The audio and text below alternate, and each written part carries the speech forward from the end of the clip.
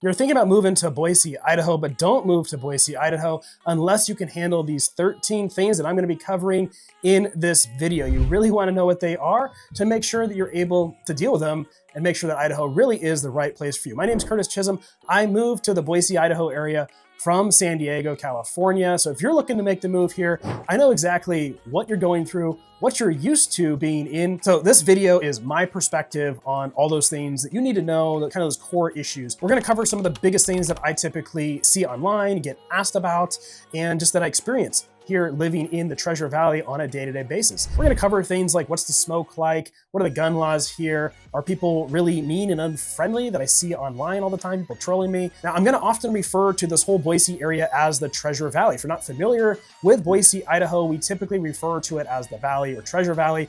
And the Treasure Valley encompasses Boise, Idaho, and the suburbs around Boise, like Meridian, Nampa, and all the other suburbs around Boise, Idaho. So the first thing up is going to be the smoke here in the valley. We really don't deal with fires directly here in the valley. You are gonna have brush fires, especially out in Oregon, potentially in the foothills, but definitely in the mountains around Boise, Idaho, up, maybe an hour or 2, 3 hours away. And that smoke can definitely filter into the Treasure Valley and it can sit here. In fact, this past summer was certainly the worst summer that I've experienced with the smoke. Every single summer, there's always some smoke. Sometimes it's just here for a week, maybe 2, comes and goes. This summer, it lasted honestly for about 2 months straight, maybe even a little bit longer. It definitely made it difficult to go outdoors and do things. You just kind of have to deal with it and get used to it. But if you have asthma or just severely sensitive to things like smoke and a lot of pollutants in that manner, it may not be the right place for you. You may want to stay somewhere more coastal. You get those breezes where they do tend to clear out a bit more. It is windy here, can get windy, but this year it just never cleared the smoke out. Now, unfortunately, these fires that were in the local mountains, even though we weren't directly affected by it, did have friends that have cabins, second homes in the mountains like McCall and Cascade. They were evacuated. Fortunately, no one lost their homes this year. However, there was a beautiful campground that we went to this past summer in the Sawtooth Mountain called Sawtooth Lodge. And I believe the lodge itself survived in some of the cabins in the pool house, but they did lose a lot of their cabins and the beautiful forestry around it. Quite a bit did burn down. I have not, of course, been back to see it. That was super unfortunate. So I don't know, this next year, we'll have to see what campgrounds really got lost due to fires. Now, with that is the heat. We do have a lot of heat here in the summertime, especially in July and August, the 2 months where you have the most heat here in Boise, Idaho. Now, let's talk about how hot does it get. Generally speaking, when I'm saying hot, I mean 95 to about 105 degrees. We had one day, I believe, where it hit 111 this year. That might have been a record. We had quite a few days in a row over 100 degrees this year. It's happened a couple times since I've been here. Sometimes it can be much more mild. Most days in the 80s and 90s, but there's been definitely times where it's been over 100 degrees. It is something you tend to get used to, and it is more of a dry heat. I came from San Diego. If it got over 100 degrees, it was boiling hot just because of the humidity in San Diego, which isn't a lot, but compared to this high desert climate that we have in Boise, it actually makes a difference.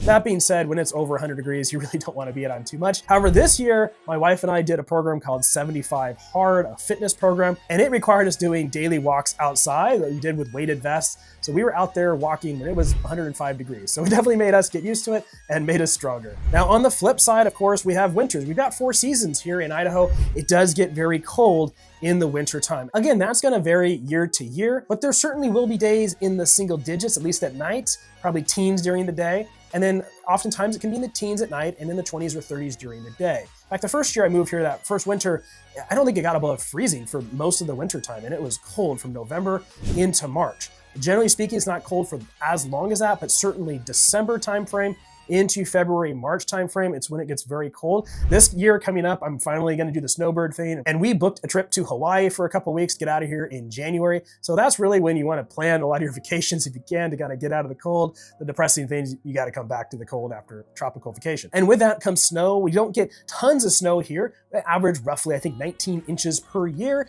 generally speaking, here in the Treasure Valley. Now that's going to vary, of course. This past winter, we did have a snowstorm that moved in through the valley, and in Nampa, Idaho, where I personally live right now, we got about 2 feet of snow over one weekend, plus other snow through the winter. So you probably ended up with about 3.5 feet of total snow throughout the year. However, that same snowstorm in the foothills, which normally get more snow than other areas of the valley, only got about 1 or 2 inches at the same time as Nampa got 2 feet. So you just have to prepare for that. I would definitely recommend having an all-wheel drive or 4-wheel drive vehicle. Sell your 2-wheel drive back in California. That's what we did before we moved, because I knew I'd get more money for a 2-wheel drive back in San Diego. We sold that, moved here, had 1 car for a little while, and then ultimately got another all-wheel drive vehicle for my wife, and then I have a 4x4 truck. Next up are the schools here in Boise, Idaho. Now, the public school system is ranked number 30 in the entire United States. So people don't really think of Boise, Idaho, or Idaho in general as having the greatest schools. There are some really good private schools around here, and the charter schools are certainly better as well. However, some of the schools are certainly highly rated. Rocky Mountain High, Eagle High, Boise High, all highly rated public schools. But you may want to look at charter schools or private schools, or homeschooling is definitely a very, very popular option here in the Treasure Valley. That's what we do. We do a homeschool hybrid program. It's a Christian-based homeschool hybrid program. So there's certainly a lot of options around that. Huge homeschooling community. I certainly am an advocate for homeschooling and certainly private schools as well. Now, you might be worried about what's going on in California and other more liberal states where it's getting crazy with what they're teaching in the public schools.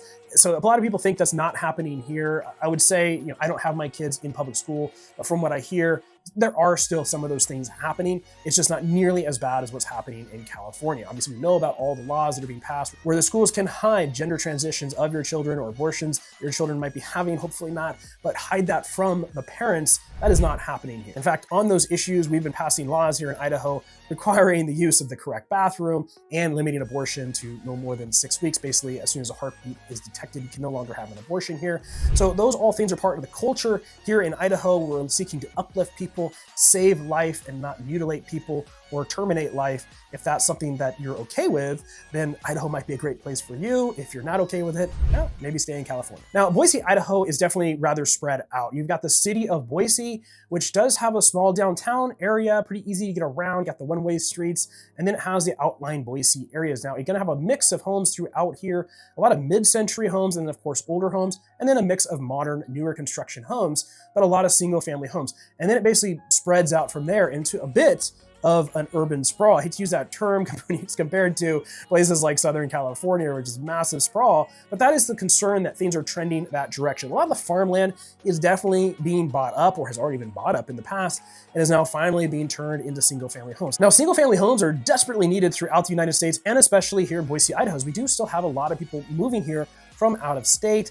Lots of family formations happening, or the number of children. We're having net increases, not decreases in our children population here, which is awesome, which is interesting because the schools are actually, a lot of them are decreasing in population, which shows that a lot of people are homeschooling or going to private schools. But we need those single family homes, and therefore places like Meridian is getting pretty built out. A lot of growth is still occurring in South Meridian, Northwest Meridian, and then Eagle is kind of built out, but still some building happening there for sure. And then definitely Star, Middleton, Nampa, Caldwell, and Cuna are all exploding in population. And so a lot of the long-term residents here, or even people that moved here 5, 6, 7 years ago, don't like to see all that population growth. And with that, there's added traffic that is occurring here because it's taking longer and longer to get places just because there's a lot more people here in the Treasure Valley. Depending on how you count it, there's roughly between 800 to 900,000 people here in the Treasure Valley. And if there's accidents that occur, it just clogs up our main interstate, which is Interstate 84. Or if it's on the 2-lane roads around here, tons of 2-lane roads, there's an accident, you're kind of stuck. Fortunately, because of the grid system that the whole valley is essentially built on, you can get around those traffic things. It can just take longer.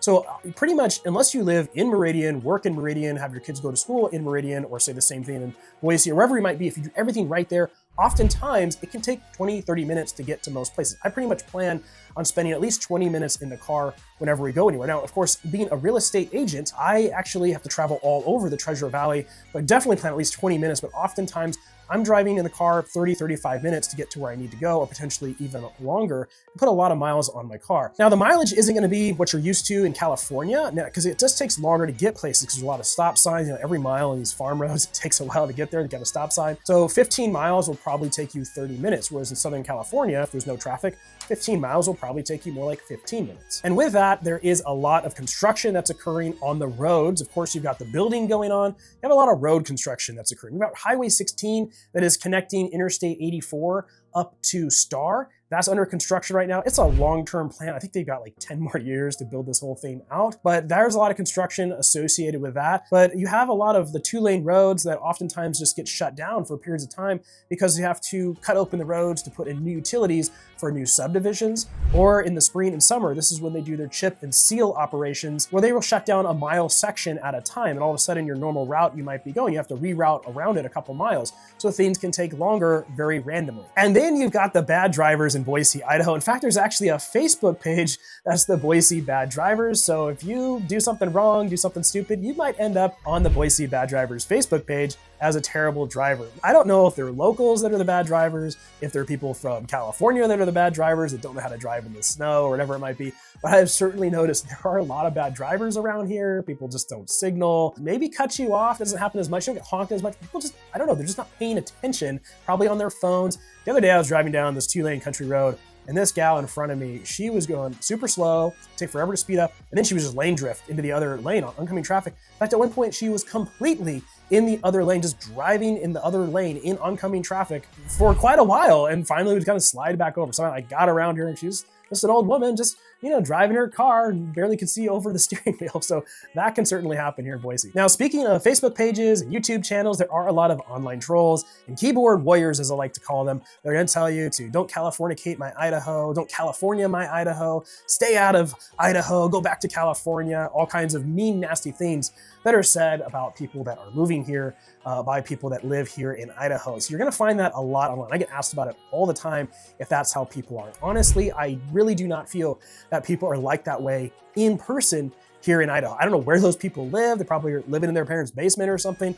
I just don't come across that at all. And I'm not just saying that because I'm a real estate agent. I honestly just don't come across it. I've only had one person get angry at me for helping people move here to Idaho, and that person was from San Diego. He said I was part of the problem by helping people move here. So he's one of those guys that moved here a few years ago and didn't like the growth, and doesn't like the fact that this YouTube channel helps open you up to figuring out where the best place for you is to move here in the Treasure Valley. And if you are looking to move here to the Treasure Valley, this YouTube channel has all kinds of videos about what it's like to live, work, and play, pros and cons, cost of living, and it'll help you find the best area just for you. And if you are looking to move here, all you gotta do is reach out to me via phone, text, or email. Contact information is on the screen or in the description and comments down below. I'm also a licensed mortgage loan originator, so I can help you full service, soup to nuts, to help you find the right home, whether it's a new construction home, a resale home, and help you find the best loan product out there, whether it's with me or evaluating a builder's lender to make sure you're getting the best deal. Next up, we have RV storage. A lot of people come here with toys, whether it's a side-by-side, a boat, RV,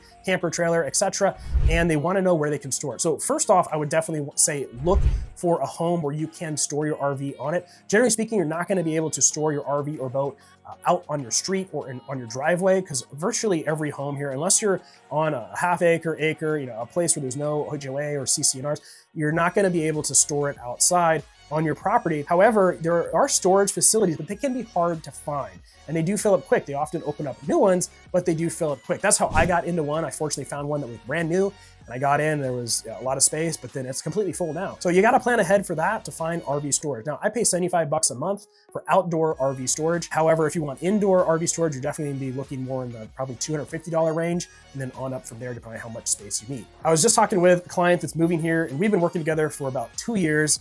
We're about to close on their home finally after helping them sell their house back in San Diego, because I do sell real estate down there, helping them buy with Toll Brothers here. And we were discussing just some of the things they really need to know before they move here. And of course, we've had these discussions, but what came up was the flies. And we do have a fly season here. It's basically the warm season, essentially really July through September is the main fly season. And it does get bad. It doesn't really matter where you are. If you're near a farm, near a ranch, now there are a lot of kind of hobby farms around here that have cattle, goats, sheep, chickens. If you're near that, you're certainly going to be worse off with the flies. But I live in a brand new construction subdivision. There's a few people around here that have chickens, but there are farms not far away from here, and there's certainly a lot of flies. So wherever you are in the valley, even Meridian, Boise, you're gonna have a huge fly problem. I lived in an Airbnb for 2 months in Boise before I moved into my new home, and the fly problem was terrible in Boise. So don't think that if you move into the more urban areas of the valley that you won't have a fly problem. You're probably gonna have that anywhere. I would recommend getting a zapper. I can recommend one to you. I have a really good one. I put one in the garage, one in the house.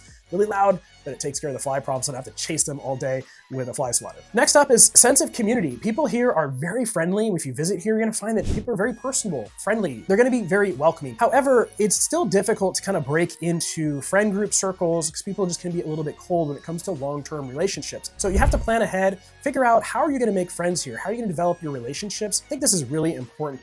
Whether that's your church, whether that's school for your children, or various clubs you might want to be a part of, like a running club or going to the YMCA, you really want to find that way that you can develop your own sense of community and nurture and cultivate those relationships. It might take a little bit of work on your part to break into those friend groups to make sure that you don't feel lonely when you move here. And housing is no longer cheap here. So if you're thinking you're gonna buy a property that's 10 acres for $500,000, think again, that's really not gonna happen. I always say, when I hear that, yeah, you can move to the Midwest, you can move to Missouri. Those days are gone. Basically, if you're trying to buy an acre, just raw land alone, you're generally looking about $180,000 up to $400,000 just for an acre of land unimproved.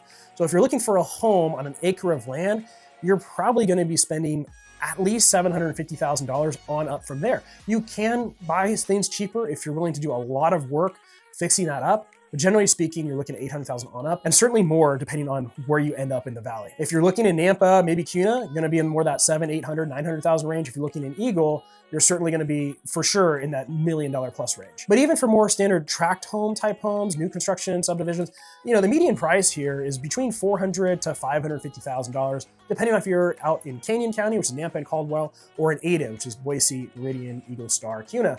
So you gotta plan on at least that. But on average, I'm definitely seeing a lot of people buying kind of in that $500,000 to $600,000 price range. And that's gonna buy you a nice home, 2,000 to 3,000 square feet, a lot, probably 8,000 to 10,000 square feet. But certainly prices can range up and down from there depending on the quality of the builder and the specific neighborhood that you're in. But the important thing is to remember that things are just not as cheap here when it comes to housing. And finally, our gun laws here are a lot more open than potentially what you're used to if you're coming from California. So that's gonna be a pro or a con for you. If you're afraid of guns, you don't wanna be around them, may not be the best place for you, but if you're a gun-loving type person and you love the Constitution, well, Idaho is a constitutional carry state. It means you can open carry, you can conceal carry without a permit. You can get a CCW license if you choose to. It gives you some more options. However, you don't need that. So a lot of people do conceal carry. You don't know who they are, of course. Not a lot of people open carry. I've only seen maybe 5 people open carry since I've been here over the past few years. But it does happen. But it just makes it a lot easier to transport your firearms, get around. And you can know that if you're in a crowded area, most likely there's a lot of people carrying. So you're gonna be a lot safer. If violence does break out, it'll be handled very quickly. Well, those are the 13 things and kind of a couple bonus ones thrown in there for you about what you need to know and be okay with before you make the move to Boise, Idaho. So if you are looking to make the move here to Boise, Idaho, again, I'm a real estate agent. I absolutely love helping people make the move here to Boise, Idaho. I help people all the time, just like you, and I absolutely love helping you make the move. You are working with me when you make the move here. I have a master's degree in construction management, so I specialize in new construction homes. If you are looking to buy with a builder, please reach out to me first so we can initiate that contact with the builder together and then find the right place for you. Otherwise, if you go to a builder directly, they most likely will not allow third-party representation from a real estate agent like myself. There's a few builders here that I have really great relationships with that sometimes people do make contact with and then come to me because they realize, oh, I actually need help. I need to know these contracts. I need to know if they're not screwing me.